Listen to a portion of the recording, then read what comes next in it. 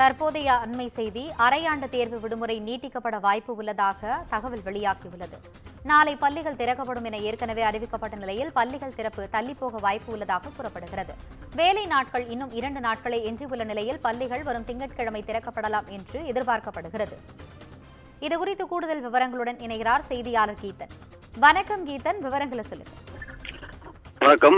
அரையாண்டு தேர்வு விடுமுறை என்பது கடந்த 10 நாட்களாக மாணவர்களுக்கு விடப்பட்டுள்ளது. நாளை தினம் பள்ளி திறக்கப்படும் என ஏற்கனவே அறிவிக்கப்பட்டிருந்தது. ஆனால் நாளை தினம் வியாழக்கிழமை மற்றும் வெள்ளிக்கிழமை ஆகிய 2 நாட்களை கடந்து சனிக்கிழமை மீண்டும் விடுமுறை என்பதால் தொடர்ந்து மாணவர்களுக்கு அடுத்த 2 நாட்களுக்கு விடுமுறை அளித்தால் மீண்டும் திங்கட்கிழமை ஒட்டுமொத்தமாக பள்ளிகளை திறப்பதற்கு வசதியாக இருக்கும்.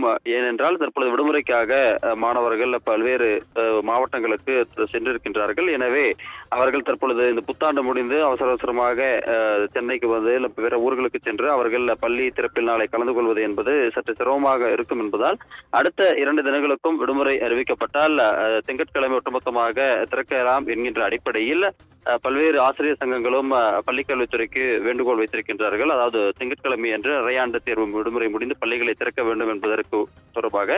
எனவே இது தொடர்பாக ஒரு பரிசீலனையை மேற்கொண்டு வரும் பள்ளிக்கல்வித்துறை அரையாண்டு தேர்வு விடுமுறை முடிந்து பள்ளிகள் வரும் திங்கட்கிழமை என்று திறக்கப்படும் என்ற அந்த முடிவை எடுப்பதற்கான வாய்ப்புகள் இருப்பதாக தகவல்கள் தெரிவிக்கின்றன. ஆனால் இதுவரை இறுதியான முடிவு எடுக்கப்படவில்லை. தொடர்ந்து பள்ளிக்கல்வித்துறை இது குறித்து பரிசீலனை செய்து வருகிறது. விவரங்களுக்கு நன்றி கீதன்.